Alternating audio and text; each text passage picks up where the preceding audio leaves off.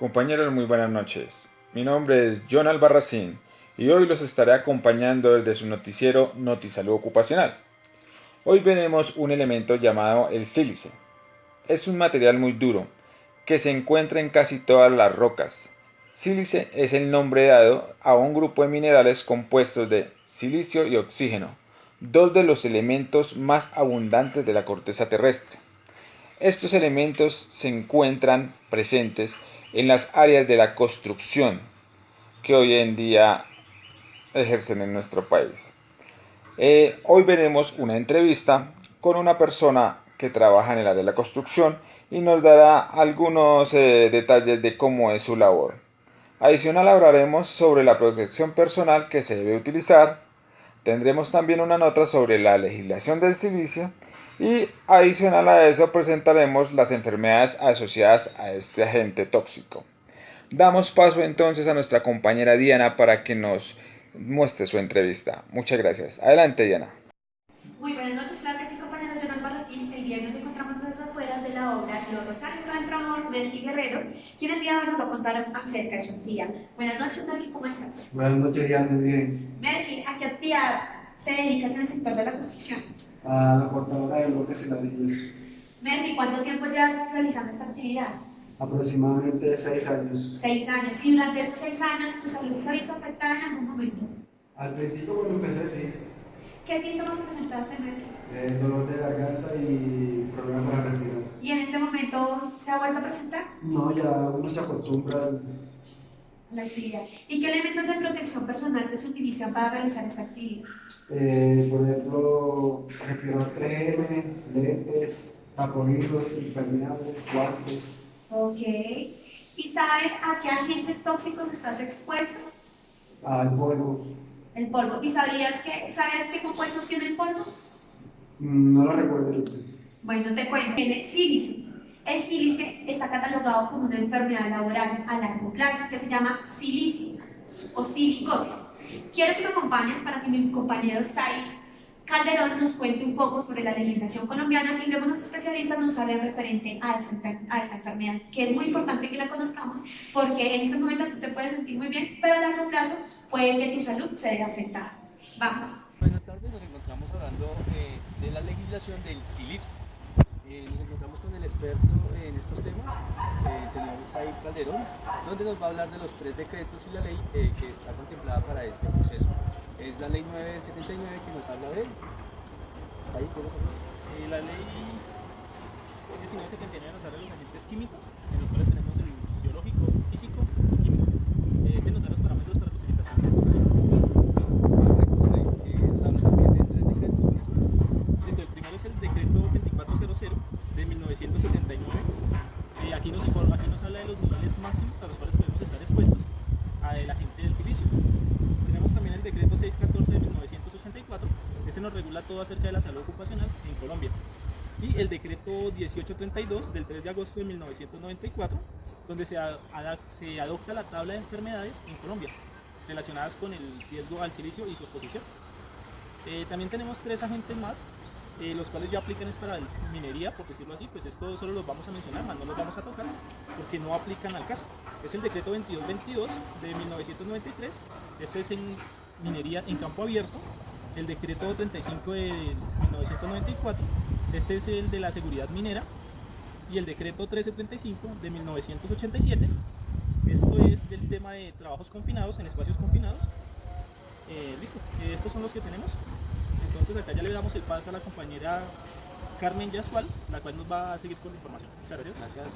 Enfermedades por exposición e inhalación al polvo de sílice. Es importante mencionar dentro de ellas la silicosis, que esta enfermedad afecta directamente el sistema respiratorio. Dentro de ellas tenemos la silicosis crónica, que no presenta síntomas, hay una tos progresiva, sin embargo tiene un periodo de latencia de 10 a 20 años.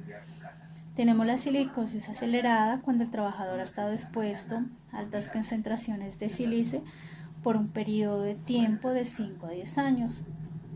También tenemos la silicosis aguda, cuando el trabajador ha estado expuesto en forma masiva al sílice cristalino por un periodo de latencia de algunas semanas a 5 años. También está el cáncer de pulmón, que está categorizado como carcinógeno. Asimismo tenemos la tuberculosis pulmonar, que es una enfermedad bacteriana infecciosa que presenta algunos síntomas como son una tos progresiva mayor a 3 semanas, una tos con sangre, pérdida de peso, pérdida de apetito, entre otros síntomas. Dando continuidad al tema, damos el paso a nuestra compañera Carolina para que nos hable y complemente lo que es las medidas preventivas que se debe tener frente al tema.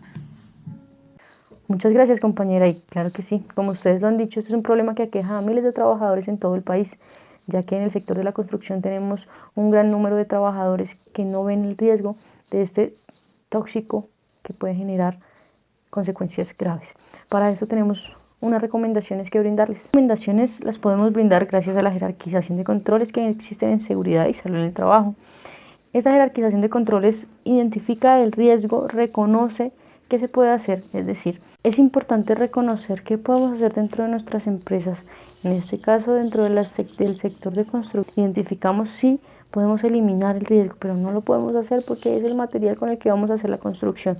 Podemos sustituir tal vez, pero no vamos a generar el cambio porque lo que necesitamos es de esos materiales propios de la tierra para poder garantizar que nuestra construcción funcione. Entonces, ¿qué podemos hacer? Generar unos controles de ingeniería en donde podemos instalar unos sistemas de extracción que reduzcan la exposición a este polvo en el ambiente.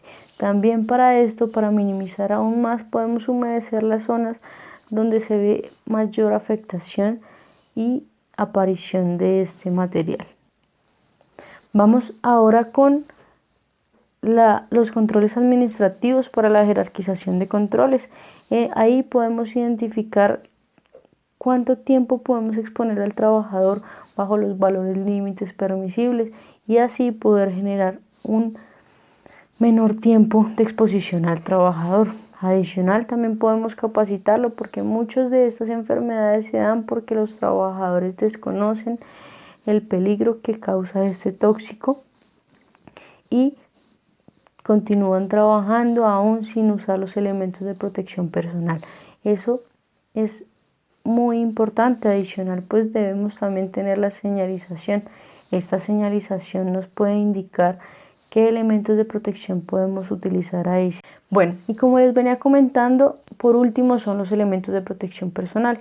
Estos elementos deben saberse escoger, saberse comprar porque podemos incluso empeorar la salud del trabajador. ¿Por qué? Porque en el mercado encontramos diferentes tipos de elementos de protección personal, pero los adecuados muchas veces son muy costosos. Pero, ¿qué cuesta más? ¿La vida de un trabajador o un elemento de protección personal? Es por eso que hacemos la invitación a que puedan comprar elementos de protección de calidad y que bajo estándares de calidad mantengan la salud de nuestros trabajadores. Bueno, para concluir un poco lo hablado anteriormente, el silicio es una sustancia química que puede llegar a ser muy peligrosa si no es usada de manera adecuada con las medidas de protección correspondiente. Puede llegar a causar graves daños en la salud de los trabajadores o las personas que están expuestas diariamente a este tipo de polvo. Puede llegar a adquirir enfermedades incurables y es importante que los trabajadores estén informados del tipo de sustancia a los que se encuentran expuestos, conocer sus componentes y adoptar las normas generales según la normatividad para el uso de estas sustancias químicas. El programa de capacitación debe contemplar instrucciones sobre las causas naturales y prevención de silicosis, que se entiendan y se lleven a cabo las medidas de control.